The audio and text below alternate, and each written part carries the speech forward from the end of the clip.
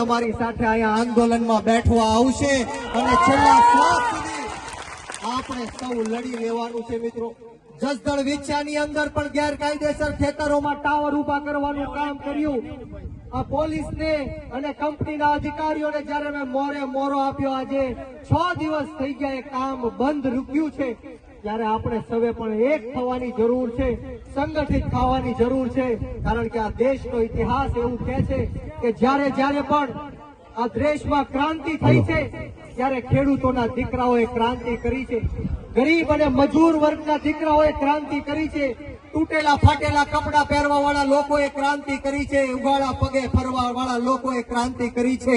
આ દેશની અંદર જ્યારે પણ ક્રાંતિ થઈ છે, આ દેશ માટે જ્યારે પણ લડવાની જરૂર પડી છે, ત્યારે કોઈ ઉદ્યોગપતિનો કે પૈસા વાળાનો દીકરો નહોતો આવ્યો।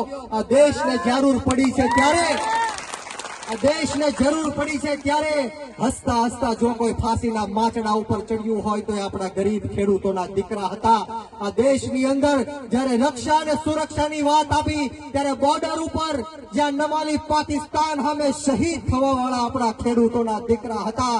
આ ભારતીય જનતા પાર્ટી, આ સરકારના લોકો, આ સરકારના નેતાઓ 3 ટાઈમ પેટ ભરીને શાંતિથી એમના પરિવાર સાથે જો જમી શકતા હોય તો એ આપણા ખેડૂતોની દેન છે મિત્રો। પરંતુ દુઃખ સાથે કહેવું પડે કે આ ગુજરાતની અંદર આપણો ખેડૂત દિવસે ને દિવસે દેવાદાર બનતો જાય છે। આ ષડયંત્ર છે આ સરકારનું, ત્યાં ખેડૂતો જીવવા પણ દેવામાં જોઈએ અને મરવા પણ દેવામાં જોઈએ। આ ખેડૂતો ક્યારેય દેવામાંથી બહાર ન આવવા જોઈએ। આ ષડયંત્ર સરકારનું છે। ત્યારે મારે તમને કહેવું છે 2014માં આ જ સરકારે કીધું હતું કે 2022 સુધી આ ખેડૂતોનું જે આવક છે અમે બમણી કરશું। કીધું તું કે નહોતું કીધું? હાથ ઊંચો કરો, કીધું? પરંતુ આજે 10 વર્ષ થઈ ગયા મિત્રો, આવક બમણી કરવાની જગ્યાએ દેવાઓ બમણા થઈ ગયા। વાત સાચી કે ખોટી? આ જ ખેડૂતોનું દેવું 2014માં 75,000 કરોડ રૂપિયા હતું અને આજે 10 વર્ષ પછી આ જ ખેડૂતોનું દેવું 1,51,000 કરોડ કરતા પણ પાર થઈ ગયું છે મિત્રો। મારે તમને આજે કહેવું છે, મારે અહીંયા એક બેઠેલા યુવાનને કહેવું છે, યુવાનો ખેડૂતો માટે જાગો, ખેડૂતો માટે લડત લડો। જો તમે લડી ન શકતા હોય તો સોશિયલ મીડિયાની અંદર લખો, લખી ન શકતા હોય તો બોલી બી ન શકતા હોય તો સાથ આપો, અને જો સાથ પણ ન આપી શકતા હોય તો જે લડે છે, બોલે છે, લખે છે અને સાથ આપે છે એનું મનોબળ ક્યારેય તોડતા નહીં। કારણ કે આ જ લોકો છે જે આપણા હકની લડાઈ લડે છે મિત્રો। મારે તમને યાદ દેવડાવવું છે કે બોટાદની અંદર કડદાકાંડ થયો, ખેડૂતો ઉપર ટીયર ગેસના સેલો છોડવામાં આવ્યા, લાઠીચાર્જ કરવામાં આવ્યો, લોહી લુહાણ ખેડૂતોને કરી દેવામાં આવ્યા। એ બધી વાત તો દૂર, પરંતુ ખેડૂતોના ઘરમાં ઘૂસીને માતાઓ બહેનોને જે માર્યો છે, દમન ગુજારવામાં આવ્યું છે, લોહી લુહાણ કરી દેવામાં આવી છે, હાથ પગ તોડી નાખવામાં આવ્યા છે, બોલો તમે એને ભૂલી જશો? બોલો ભૂલી જશો? જે રીતના સુરેન્દ્રનગરના કોંડ ગામ હોય કે મોરબીનું જેતપર ગામ હોય, ત્યારે ખેડૂતોના ગળા સુધી આ પોલીસનો હાથ પહોંચી ગયો, નાના બાળકોને ડિટેન કરવામાં આવ્યા, ખેડૂતોની માતાઓ બહેનો દીકરીઓ ઉપર લાઠીચાર્જ કરવામાં આવ્યો। ત્યારે હું આ સરકારને કહેવા માંગુ છું કે તમારી તાકાત હોય, તમારી હિંમત હોય, તમારી પોલીસની તાકાત હોય તો એકવાર બ્રિજરાજ સોલંકીના વાહમાં દંડો મારીને બતાવો। તમારી સરકારની તાકાત હોય તો એકવાર બ્રિજરાજ સોલંકીને જેલમાં પૂરીને બતાવો।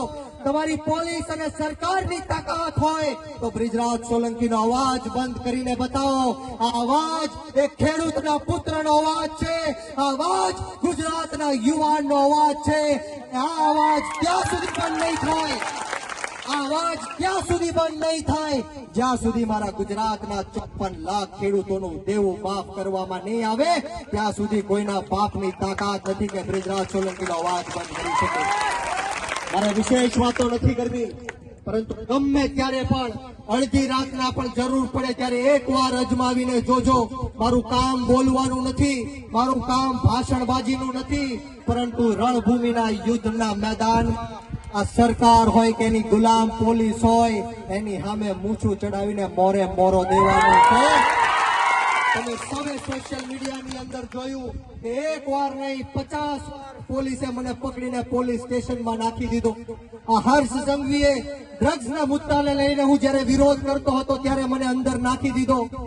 પરંતુ આ લોકો તેવડ નથી, આ લોકોની હિંમત નથી. આ ખુલ્લેઆમ બુટલેગરો ફરે છે, ખુલ્લેઆમ દારૂના અડ્ડાઓ ચાલે છે, ત્યાં જવાની તેવડ અને હિંમત નથી. આ દબાયેલા, કચડાયેલા, પછાત, ગરીબ, અશિક્ષિત અને વ્યસનોથી ઘેરાયેલા તમામ ખેડૂતો ઉપર અન્યાય અને અત્યાચાર કરે છે ત્યારે મારે વિશેષ વાતો નથી કરવી.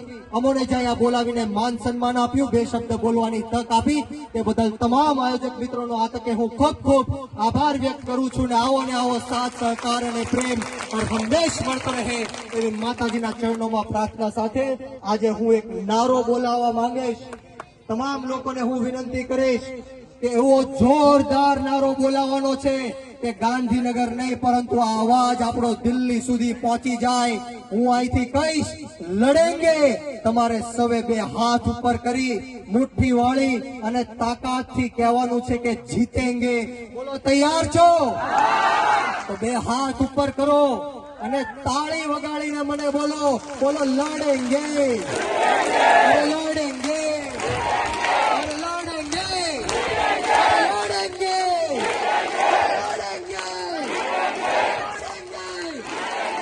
જય જવાન, જય જવાન, જય જવાન, જય જવાન, ખેડૂત એકતા જિંદાબાદ બોલવાનું છે. બોલો, ખેડૂત એકતા, ખેડૂત એકતા, ખેડૂત એકતા, લડેંગે, લડેંગે. ખૂબ ખૂબ આભાર. જય હિન્દ, જય ભારત, જય જય ગરવી ગુજરાત. ઇન્કલાબ જિંદાબાદ, ખેડૂત એકતા જિંદાબાદ. આભાર.